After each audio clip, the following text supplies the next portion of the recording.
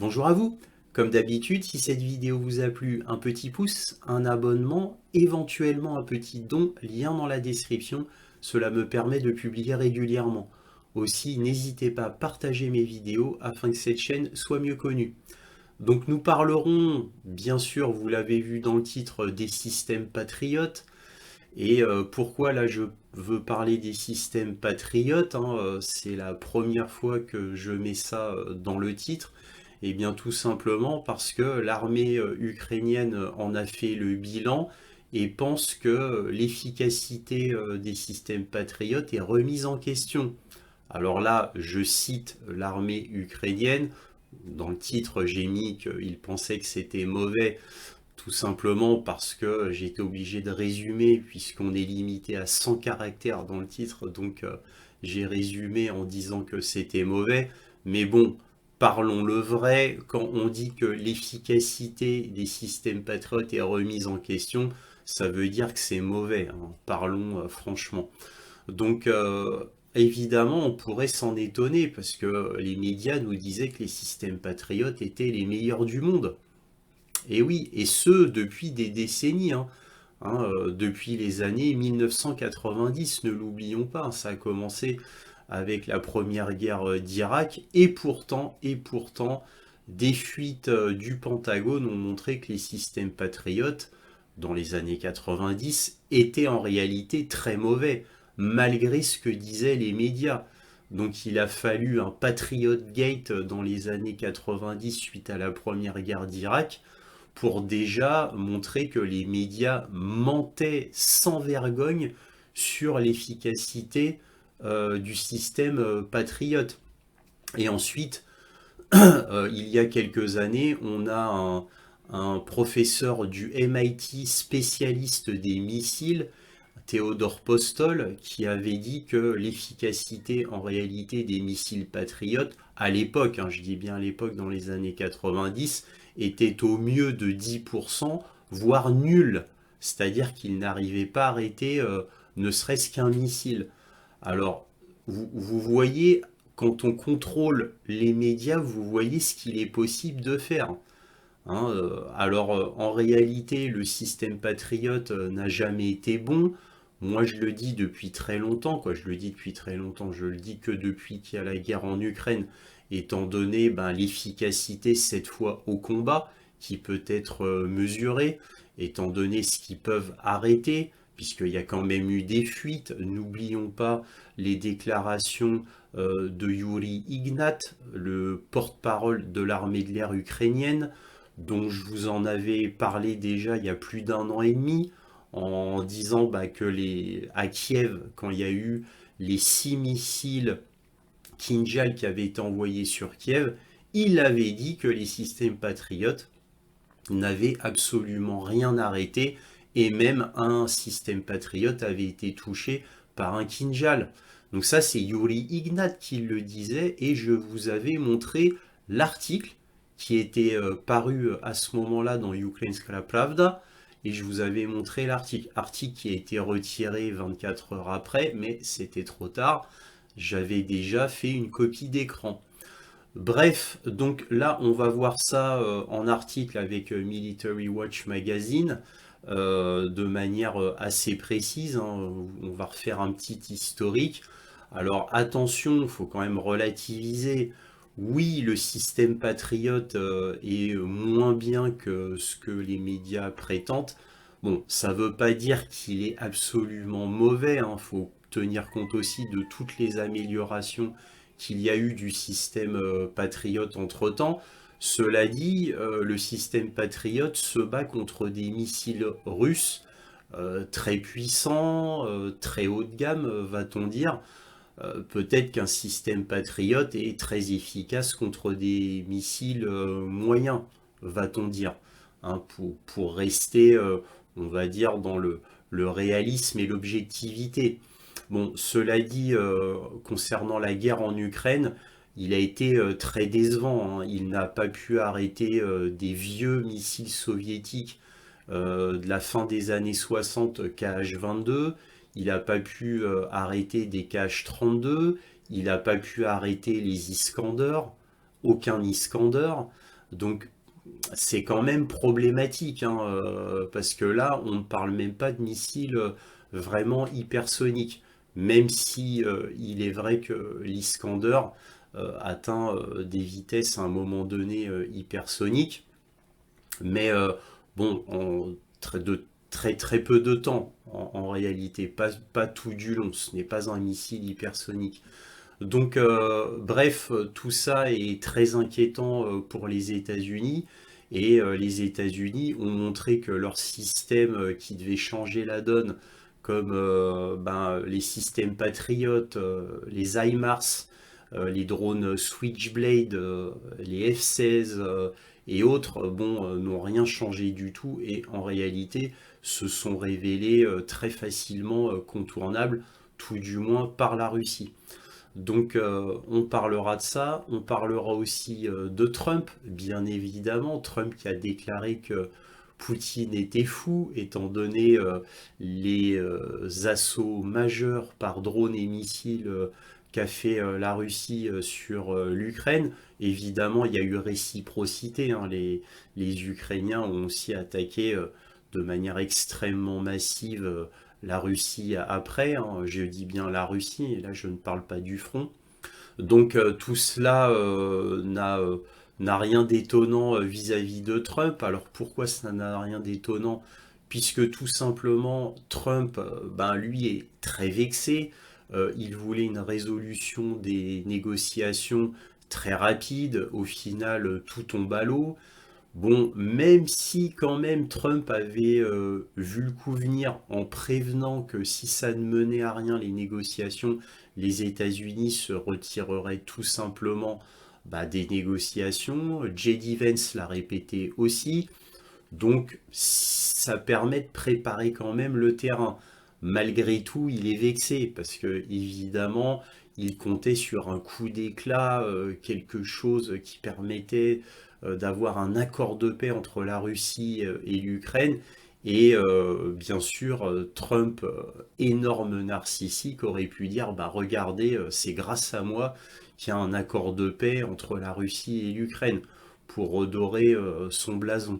Bon, évidemment, ça tombe à l'eau, comme ça devait tomber à l'eau. Il n'y avait aucune chance que cela arrive, à moins d'une faiblesse tout d'un coup extrême de Vladimir Poutine, mais il n'en donnait aucun signe. Donc ça devait se terminer ainsi.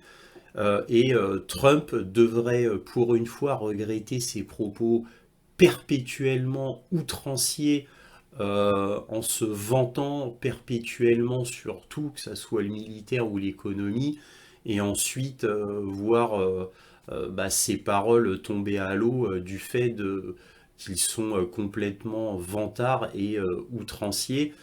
Il faudrait qu'il mesure ses propos les prochaines fois.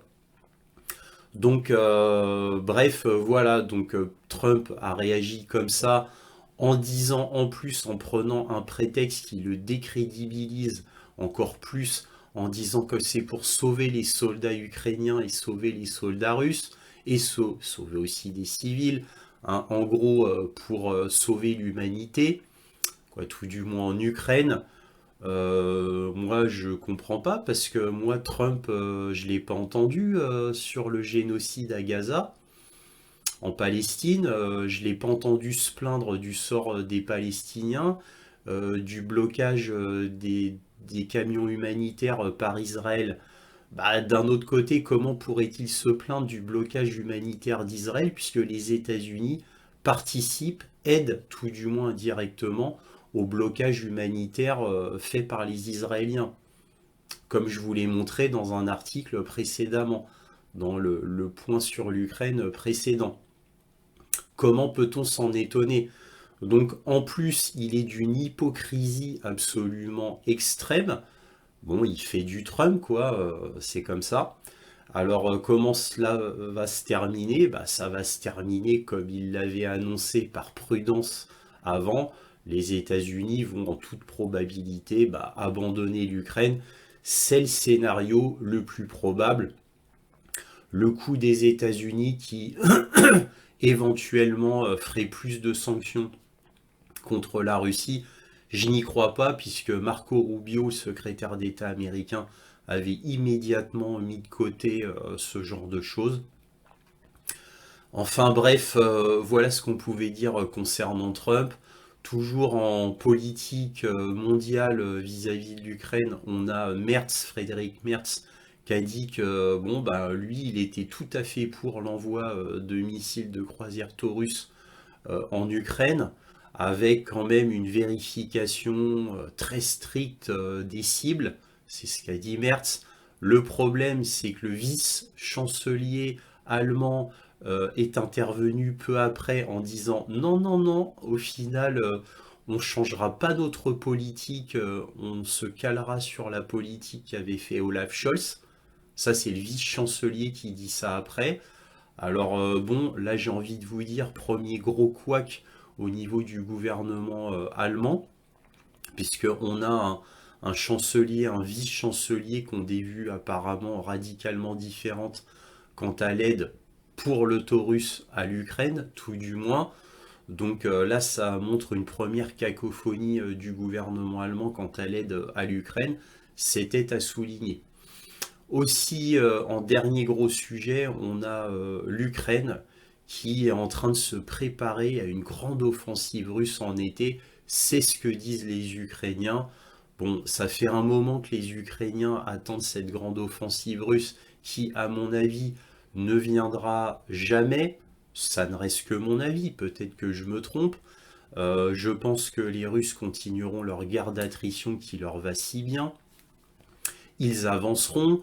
Alors peut-être qu'à un moment donné, il y aura une plus grosse avancée où il y aura une plus grande offensive qui se fera en un point. C'est possible, mais appeler cela une grande offensive, je n'y crois pas avec des dizaines de milliers d'hommes. Bon, d'un autre côté, vous allez me dire tout est possible. Si vraiment les défenses ukrainiennes s'effondre complètement, évidemment, la Russie pourra se permettre une grande offensive. Mais là, il faudra vraiment que les forces ukrainiennes s'effondrent. Pour l'instant, ce n'est pas le cas. Elles s'effondrent, bien entendu, mais ce n'est pas le collapse, ce n'est pas l'effondrement total immédiat. C'est des petits effondrements sur des lignes de front. Ça se fait petit à petit. C'est comme un élastique qu'on étire. Au bout d'un moment, il craquera. On n'en est pas encore à ce niveau-là. Peut-être que les Russes attendent que l'élastique craque et qu'il y ait l'effondrement total et que là, il y ait une grande offensive. Nous verrons bien. Bon, bien entendu, dans cette vidéo, il y aura bien d'autres sujets à ne pas manquer. Donc, regardez bien cette vidéo dans son entièreté. Vous allez voir, c'est très intéressant. En particulier, un nouveau missile révolutionnaire de croisière russe qui fait très peur à l'Occident. Bref, ne manquez pas tout cela et commençons. On va commencer par l'article de Military Watch Magazine qui nous dit « L'armée de l'air ukrainienne souligne les limites du système Patriot au combat, l'efficacité des défenses aériennes fournies par les États-Unis est remise en question. » Donc c'est un article du 27 mai. L'armée de l'air ukrainienne a émis des doutes quant à la fiabilité du système de défense aérienne longue portée MIM-104 Patriot fourni au pays.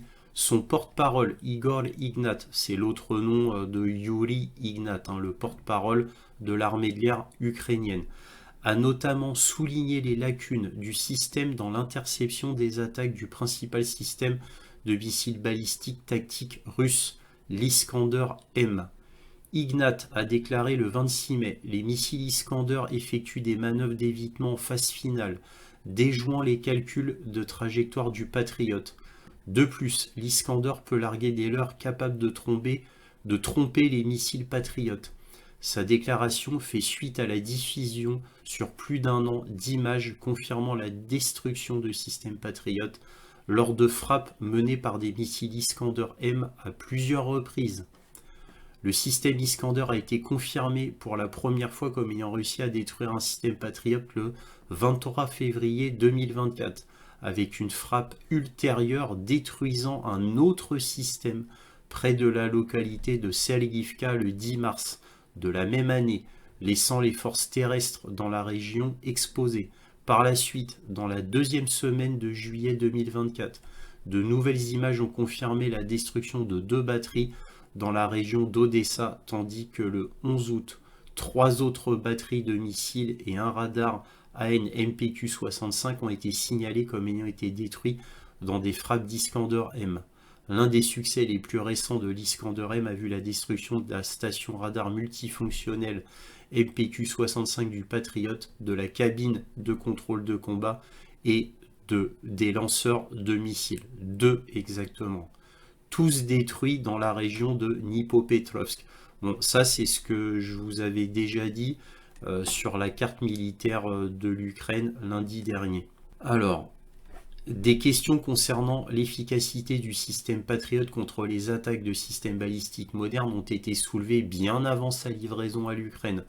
Lorsque le Patriot a combattu pour la première fois pendant la guerre du Golfe en 1991 contre des missiles Scud-B irakiens, alors déjà très obsolètes et en service depuis près de 30 ans. Les enquêtes sur les performances du système ont révélé des performances médiocres malgré les affirmations contraires de sources gouvernementales et des médias occidentaux. La sous-commission des opérations gouvernementales de la Chambre des représentants américaine sur la législation et la sécurité nationale a rapporté ceci concernant la couverture médiatique gouvernementale. Citation de la Chambre des représentants américains. Les systèmes de missiles Patriot n'a pas connu le succès spectaculaire dans la guerre du Golfe Persique que l'opinion publique américaine a été amenée à croire. Il existe peu d'éléments prouvant que le Patriot a touché plus de quelques missiles Scud lancés par l'Irak pendant la guerre du Golfe et des doutes subsistent même sur ses engagements. L'opinion publique et le Congrès ont été induits en erreur par les déclarations de succès catégoriques émises par l'administration et les représentants de Raytheon pendant et après la guerre. Une étude réalisée au début des années 1990 par Theodore Postol, professeur de sciences et de technologie et de sécurité internationale au Massachusetts Institute of Technology et éminent expert en technologie de missiles, soulignait le taux d'interception du Patriot pendant la guerre du Golfe était très faible. Les données de ces études préliminaires indiquent que ce taux pourrait être bien inférieur à 10%, voire nul. Même l'adversaire le plus primitif pouvait facilement échapper à l'interception, concluait son étude. Suite aux révélations des lacunes du système Patriot, lors de la guerre du Golfe, le monde occidental espérait grandement que sa modernisation lui permettrait de fournir une défense beaucoup plus viable contre les attaques de missiles balistiques. Ces espoirs ont été déçus par ses performances lors de l'invasion de l'Irak en 2003 et en plus encore 14 ans plus tard lorsque des variantes modernisées ont échoué à intercepter une frappe de missiles balistiques improvisée lancée par des paramilitaires yéménites contre l'Arabie Saoudite en 2017.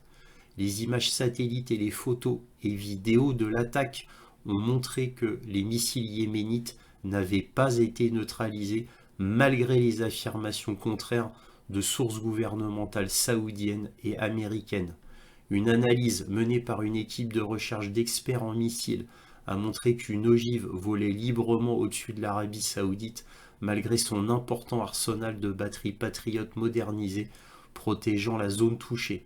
Jeffrey Lewis, l'analyste qui a dirigé l'équipe de recherche, a déclaré à propos de l'incapacité du système Patriot à réaliser la moindre interception et de la présentation de cet échec comme une victoire. Citation. Les gouvernements mentent sur l'efficacité de ces systèmes ou bien ils sont mal informés et cela devrait nous inquiéter au plus haut point. Les questions récemment soulevées par les responsables ukrainiens concernant la fiabilité du système Patriot face aux attaques de missiles balistiques russes s'inscrivent ainsi dans un long historique de performances décevantes dans ce domaine. Cela a des conséquences importantes pour les armées du monde occidental et d'Asie du Nord-Est qui dépendent de ce système pour leur défense. Alors bon, moi je ne jette pas trop la pierre aux pays qui achètent les systèmes patriotes parce que la plupart de ces pays-là achètent les systèmes patriotes presque le canon sur la tempe, hein, puisque en gros, il y a une pression énorme du gouvernement américain sur ces pays-là pour qu'ils achètent les systèmes patriotes. Donc c'est quasiment du chantage, pourrait-on dire, hein.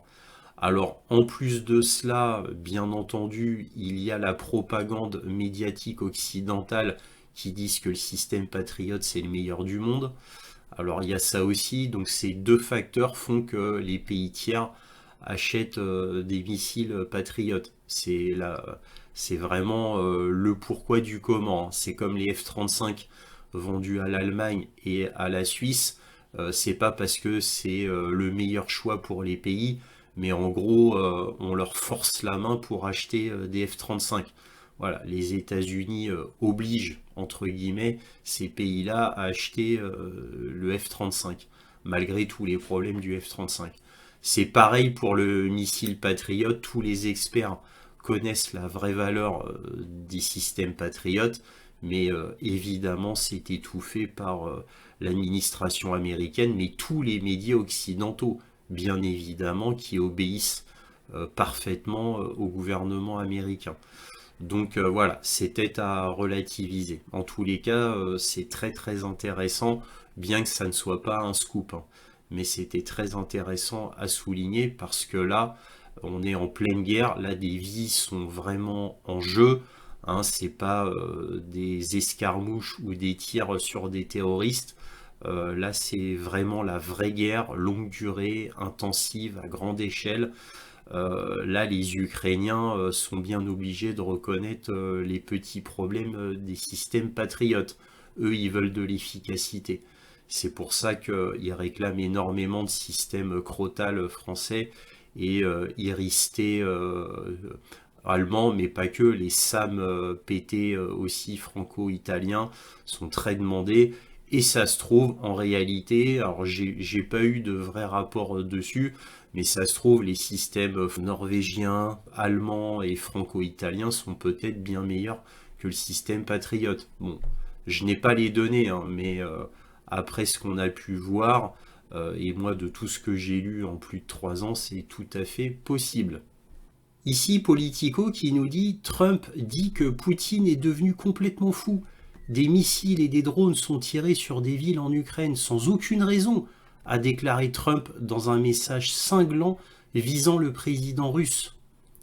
Le président américain Donald Trump a qualifié Vladimir Poutine de complètement fou et a déclaré que le dirigeant russe tue inutilement beaucoup de gens, et je ne parle pas seulement de soldats, dans un message sur Truth Social.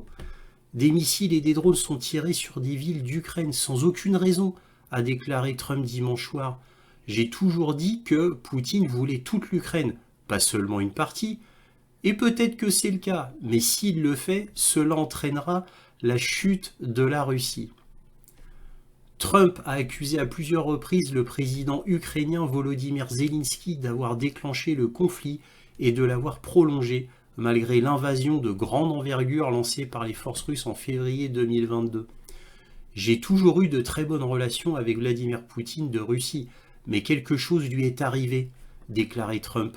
Mais si le message de Trump critiquait sévèrement Poutine, il s'en prenait également à Zelensky, qui a longtemps été le principal exutoire de sa frustration face à la guerre. Trump a déclaré que Zelensky ne rendait pas service à son pays en parlant comme il le fait. Tout ce qu'il dit crée des problèmes. Je n'aime pas ça. Il vaut mieux que ça cesse. Alors, on va étudier un petit peu tout ça. Parce que là, évidemment, c'est un gloubi-boulga sans nom. Il dit tout et son contraire, évidemment, où on sent vraiment quelqu'un de peu assuré, qui a aucune vision, qui ne sait pas trop quoi penser. On sent une frustration énorme. On sent de la colère aussi. Bref, on sent quelqu'un qui se noie dans la géopolitique internationale, mais qui se noie sous les yeux de tous et de manière en plus très flagrante. Là, on a tout d'un coup, Trump dit qu'il est complètement fou en parlant de Poutine et qu'il tue inutilement beaucoup de gens, et je ne parle pas seulement des soldats. Donc Poutine enverrait des missiles et des drones sur des villes en Ukraine sans aucune raison. Vous vous rendez compte? Et c'est le président américain qui dit ça, hein. Donc après 3 ans, il se réveille et tout d'un coup est sur la même ligne que la propagande occidentale, chose qu'il ne disait pas Trump avant maintenant. Donc il a changé à 180 degrés là. Alors évidemment, il a changé à 180 degrés du fait de sa frustration, de son impuissance et de sa colère à ne rien pouvoir faire et à passer pour un idiot avec des propos outranciers où il pourrait soi-disant régler l'affaire en 24 heures, à force d'utiliser des propos à tort et à travers de manière complètement outrancière, et bien évidemment, au bout d'un moment, on passe pour un idiot. Et là, c'est le cas, il est complètement décrédibilisé et il le sait, là, il en a fortement conscience.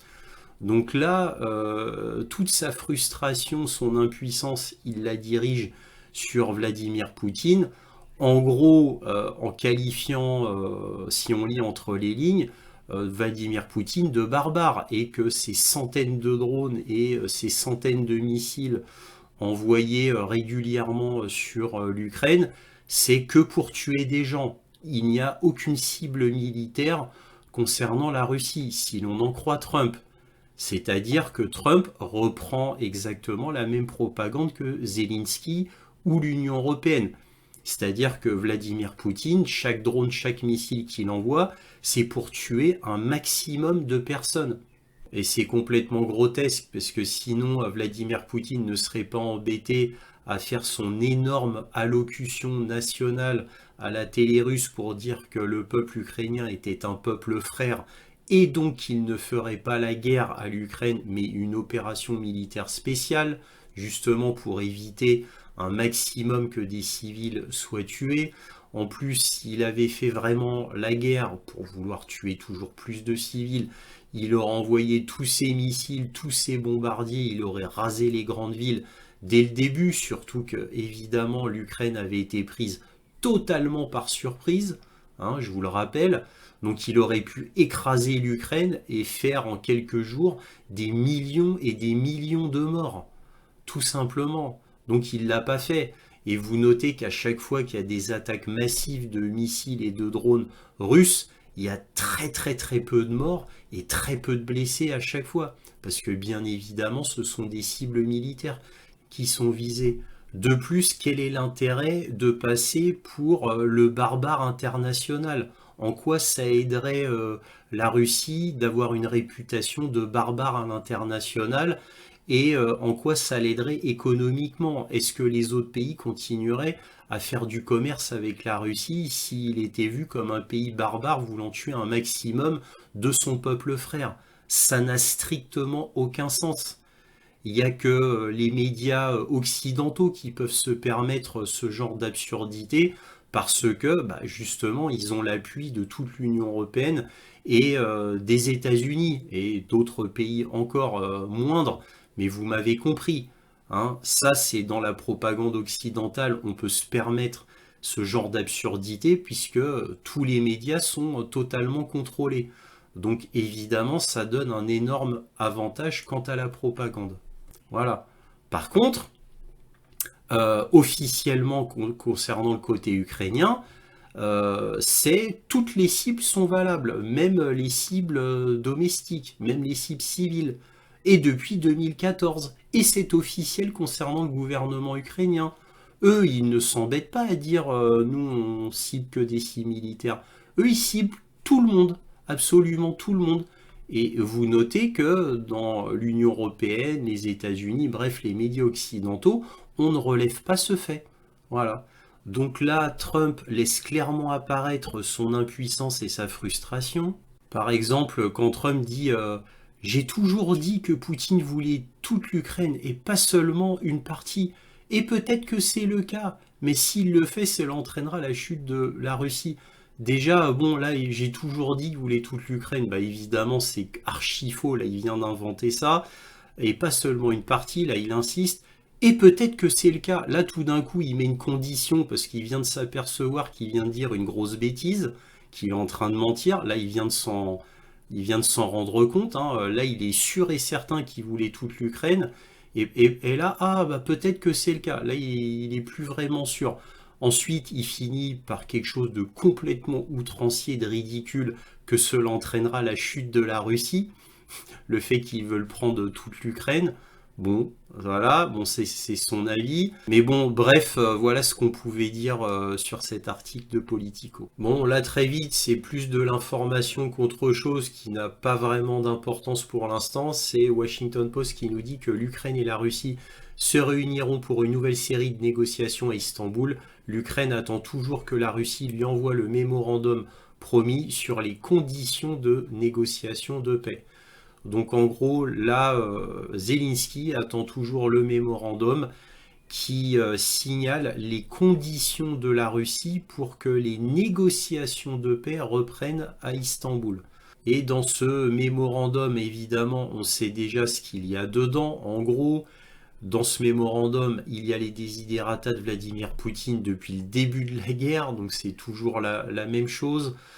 Sauf que là, c'est un peu plus allégé parce que c'est juste pour continuer les négociations de paix. Bien entendu, l'Occident dit que dans ce mémorandum, les desiderata sont maximalistes, ils sont inacceptables. Donc, sauf miracle et sauf un Trump qui fasse encore un 180 degrés et oblige Zelensky à accepter le mémorandum de Vladimir Poutine, eh bien, en toute probabilité, Zelensky fera du Zelensky, c'est-à-dire qu'il rejettera bien entendu le mémorandum de Vladimir Poutine en le désignant d'inacceptable. Donc en gros, rien ne va changer et ça va continuer comme ça, la guerre va continuer comme ça, jusqu'à ce que la Russie soit victorieuse et ait pris les oblasts voulus. Voilà, je pense qu'il n'y a pas vraiment un grand suspense dans cette histoire-là. Alors ici, on a le journal anglais Express qui nous dit l'Ukraine tente de tuer Poutine en abattant son hélicoptère lors d'une mission dans une zone de guerre russe. L'Ukraine a lancé des attaques répétées de drones militaires au moment même où Vladimir Poutine effectuait une rare visite à proximité de la zone de guerre, a déclaré un général de division russe. Alors évidemment, tout ça est à prendre avec des pincettes, dans le sens, bon, est-ce que vraiment l'Ukraine a désiré tuer Vladimir Poutine dans son hélicoptère? Bon, c'est tout à fait possible, hein, puisque l'Ukraine a officiellement embrassé le statut d'État terroriste, et ce ne serait pas la première fois, n'oublions pas les généraux qu'il a déjà abattus à Moscou, dans les environs de Moscou. N'oublions pas tous les attentats terroristes faits officiellement par le SBU en Russie. Bon, bref, tout ça aurait été d'un grand classique, hein, surtout que on a Boudanov, le chef du SBU, qui avait dit aux médias et d'un ton parfaitement assumé qu'il y avait déjà eu plusieurs tentatives d'assassinat sur la personne de Vladimir Poutine. Bon, heureusement, ça a échoué, mais pour que Kirilo Boudanov fasse ce genre de déclaration aux médias très tranquillement, très sereinement, prouve quand même que l'État ukrainien assume totalement son rôle d'État terroriste. Et avec ses méthodes mafieuses, bien évidemment, comme ils l'ont prouvé à maintes reprises. D'ailleurs, c'est dit dans tous les grands médias, à chaque fois qu'ils ont fait des tentatives terroristes en Russie, ils ne s'en sont pas cachés, ou très très peu. En tous les cas, les médias ont relevé et ont presque félicité Zelensky, l'Ukraine, de ces tentatives d'assassinat qui, si on en croit l'Occident, les médias occidentaux, sont de bonne guerre. Donc faire des attentats terroristes comme ça, c'est de bonne guerre si l'on en croit les médias occidentaux. Voilà, en tout cas, on ne blâme pas l'Ukraine. C'est comme ça. Bref, c'est quand même à méditer, hein. Alors là, on va regarder un graphique qui vient de Armed Conflict Location and Event Data. Et ce graphique est tiré du journal The Economist. Et là, on peut voir, si on traduit le titre, hein, donc Essaim tueur, là, on voit des frappes de drones mensuelles sur l'Ukraine par la Russie, comme c'est marqué ici. Donc évidemment, si on regarde le graphique qui démarre en février 2022 et qui s'arrête au 16 mai 2025, on peut voir que la tendance est clairement à une hausse énorme, hein, concernant les bombardements faits par les drones. Donc c'est un graphique très très intéressant qui nous montre la progression en 3 ans des bombardements de drones russes sur l'Ukraine. Et la conclusion est absolument évidente quand on voit ce graphique. Le complexe militaire industriel russe concernant les drones a absolument explosé et ils peuvent se permettre ce tir très volumineux, très massif sur l'Ukraine. Évidemment, plus les tirs sont massifs sur l'Ukraine, plus des cibles militaires sont détruites, plus ça affaiblit l'Ukraine, et donc plus rapidement la Russie atteindra ses objectifs. La notion de temps est très importante pour la Russie, car c'est une guerre qui coûte une fortune à la Russie, et évidemment c'est quand même dans leur intérêt, malgré que ça soit une guerre d'attrition, que ça se finisse le plus rapidement possible, étant donné que ça impacte quand même fortement l'économie russe. Voilà, c'était très intéressant à noter et à voir. Ici, on a le journal Le Monde qui nous dit en Ukraine, la défense antiaérienne peine à faire face à l'intensification des frappes russes. Le territoire ukrainien fait l'objet d'attaques massives ces dernières nuits. Kiev commence à manquer de munitions pour parer ces bombardements. Et là, qu'est-ce qu'on peut voir? On voit la tendance est mauvaise, reconnaît Yakout, commandant adjoint d'une unité de la DAU comprenant 23 groupes mobiles et protégeant le ciel de la région d'Odessa. Donc c'est un commandant ukrainien. Cet homme rondouillard autre-asiatique âgé de 44 ans explique que les drones de type Shahed ont été perfectionnés depuis leur apparition en automne 2022. Depuis janvier, leurs engins volent entre 2000 et 3000 mètres d'altitude au lieu de 200 mètres jusqu'ici. Nous ne pouvons plus les atteindre avec nos canons. Lorsqu'ils attaquent en piqué à plus de 500 km/h, c'est très difficile de les toucher, explique l'officier. Ces drones, à l'origine livrés par Téhéran à Moscou, sont désormais produits en grande série près de la ville de Kazan. Ils portent une charge 3 fois plus importante, 90 kg, déclinée en divers explosifs, fragmentation, sous-munitions, incendiaires ou thermobariques. Les Russes innovent aussi, ils disposent de davantage de ressources. Ils viennent de tirer 5 exemplaires d'un nouveau type de missile dans notre zone, qu'ils appellent banderole. Nous verrons cela juste après. Selon une source du Monde, l'Ukraine n'a plus de missiles pour ses 2 batteries SAM-MPT. Donc c'est le système antiaérien franco-italien. Elle n'a pas reçu un seul missile depuis 1 an et demi. Pour le système antiaérien de courte portée Crotale, ça c'est le système antiaérien français. Donc les Français n'ont rien envoyé depuis 1 an et demi. C'était à souligner. La victoire sera remportée par le plus créatif, veut croire Yuri Ignat, le porte-parole du commandement de l'armée de l'air ukrainienne. Il confie aussi que certains Shahed sont désormais équipés de 16 modules anti-brouillage, ce qui complique fortement la suppression de leur navigation. Ça, je vous en avais déjà parlé, des modules anti-brouillage, aussi appelés antennes comètes. Nous manquons de missiles, explique Yuri Ignat. Il y a plusieurs divisions patriotes autour de Kiev, mais elles ne peuvent pas assurer une protection à 100% contre les missiles balistiques. Une batterie ne couvre qu'un rayon de 25 km. Les Russes ont trouvé des parades. Les missiles Iskander effectuent des manœuvres d'évitement en phase finale, déjouant les calculs de trajectoire du Patriote. En plus, l'Iskander peut larguer des leurres capables de tromper les missiles patriotes. Donc vous voyez, tout ça est très inquiétant parce que là c'est le son de cloche du côté ukrainien et par le fameux Yuri Ignat, le porte-parole de l'armée de l'air ukrainienne. Donc là il vient de dire tout simplement que les patriotes étaient incapables d'arrêter les missiles Iskander. C'était quand même à noter que maintenant les Shahed, mais plus précisément les Géranium 2, ont 16 modules anti-brouillage. En gros, ça veut dire qu'ils sont très difficiles à arrêter avec un brouillage électronique. Donc tout ça, c'est quand même majeur, très important. Là, on nous dit que concernant les systèmes antiaériens SAM-MPT, eh bien, les systèmes franco-italiens, là, il n'y a plus de missiles. Et depuis 1 an et demi, les systèmes Crotal, français anti-aériens, depuis 1 an et demi, ils n'ont pas reçu de missiles anti-aériens. Crotal, c'est quand même très inquiétant.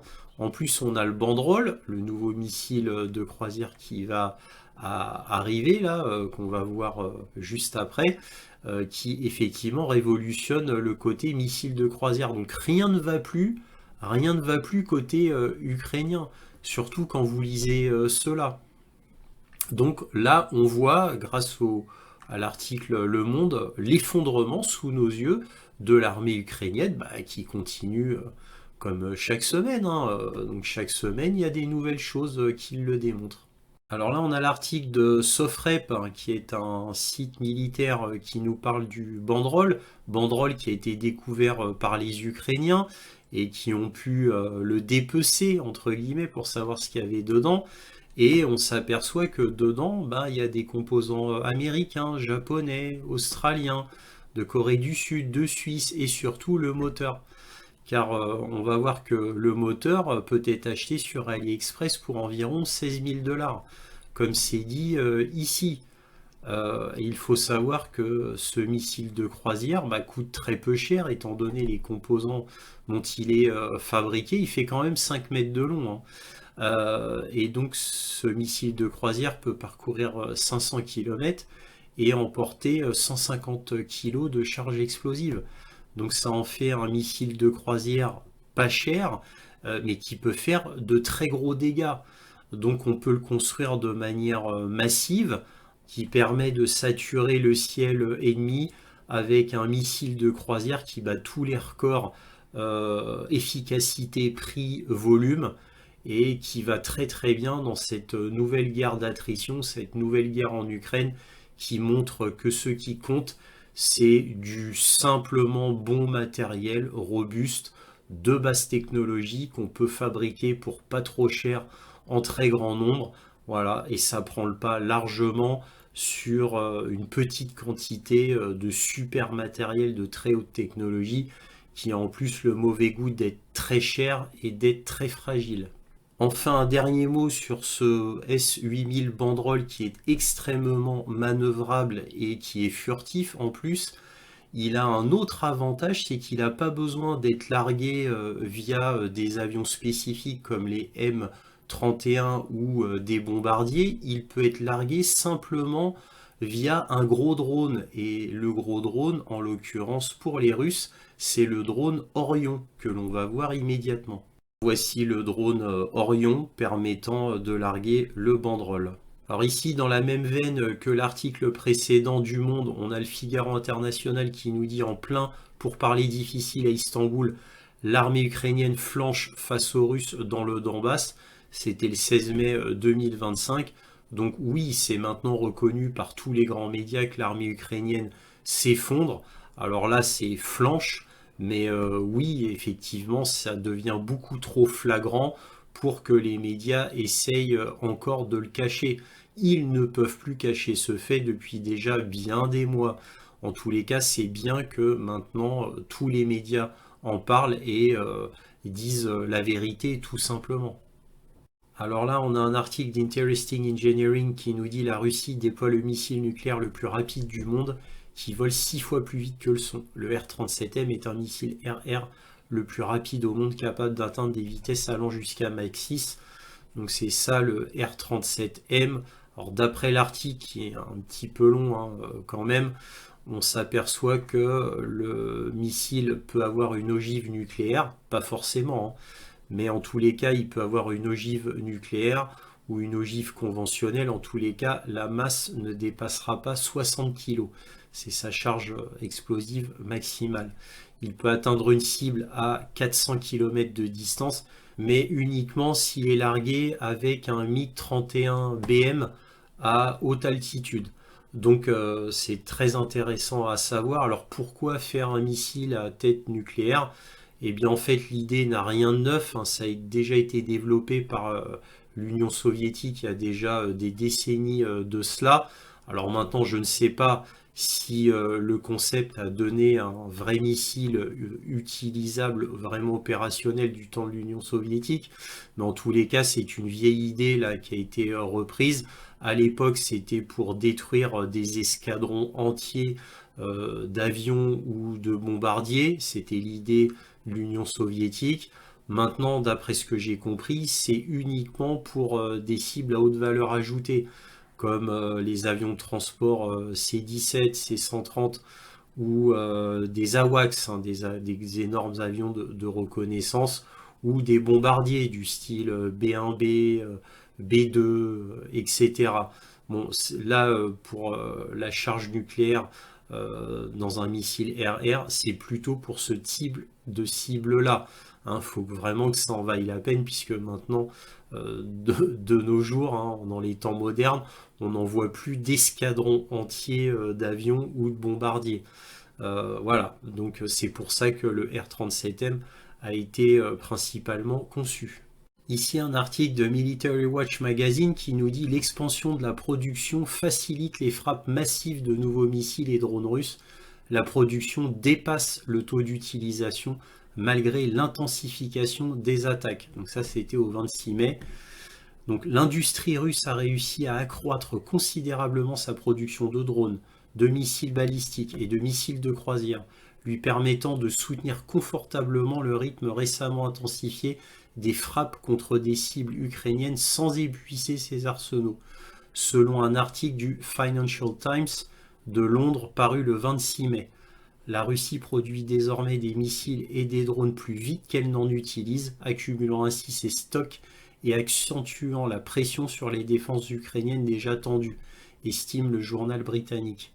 En conséquence, conclut-il, l'Ukraine aura besoin d'un soutien supplémentaire de l'Occident pour maintenir sa défense à un moment où le soutien américain est incertain et où les approvisionnements européens ne peuvent remplacer entièrement les armes américaines, y compris la défense aérienne. Donc là, c'est très important pour dire que le complexe militaire-industriel russe est chaque mois toujours plus puissant en produisant plus de munitions qu'il n'en utilise. Donc c'était très intéressant à noter. Là, on va finir avec un article édifiant d'Associated Press qui nous dit la Russie accuse son allié serbe de trahison pour avoir fourni des armes à l'Ukraine. Et là, j'ai envie de vous dire, enfin la Russie se réveille et dit la vérité sur ce qu'il en est exactement de la loyauté tremblotante, hésitante de Vučić. Vučić, que j'appelle le Erdogan de l'Europe. Hein, la girouette permanente qui va là où le vent le porte.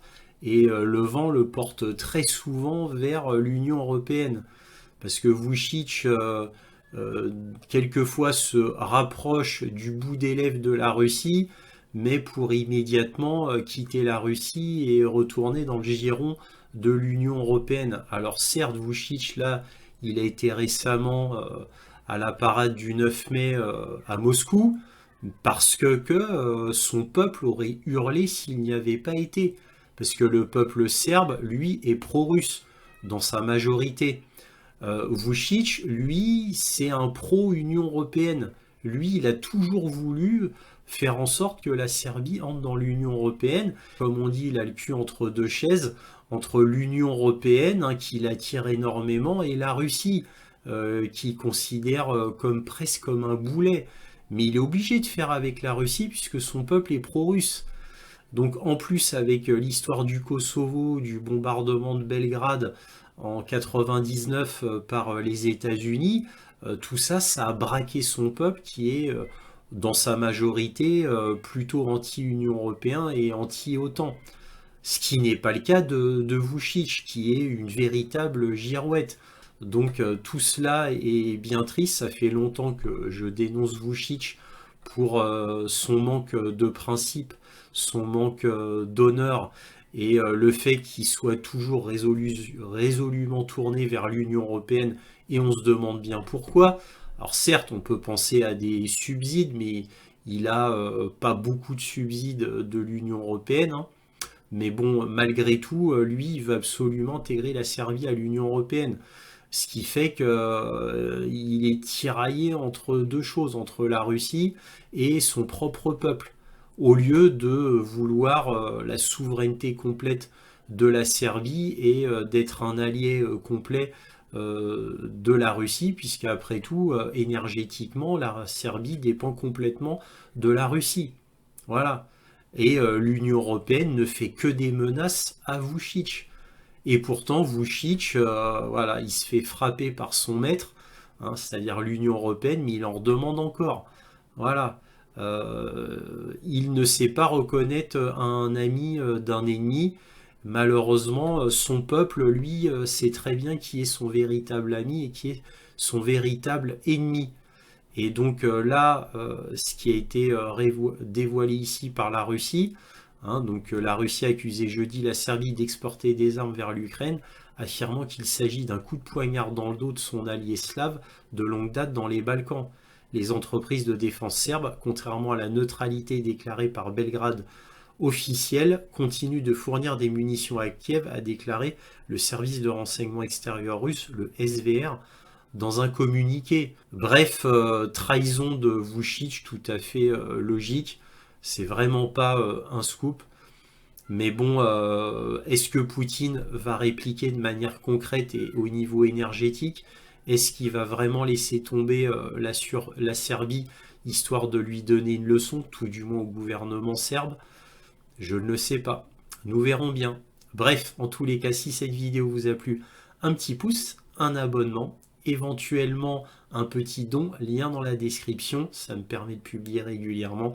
Aussi, n'hésitez pas à partager mes vidéos afin que cette chaîne soit mieux connue. Merci à tous pour tout cela et toujours, soyez curieux.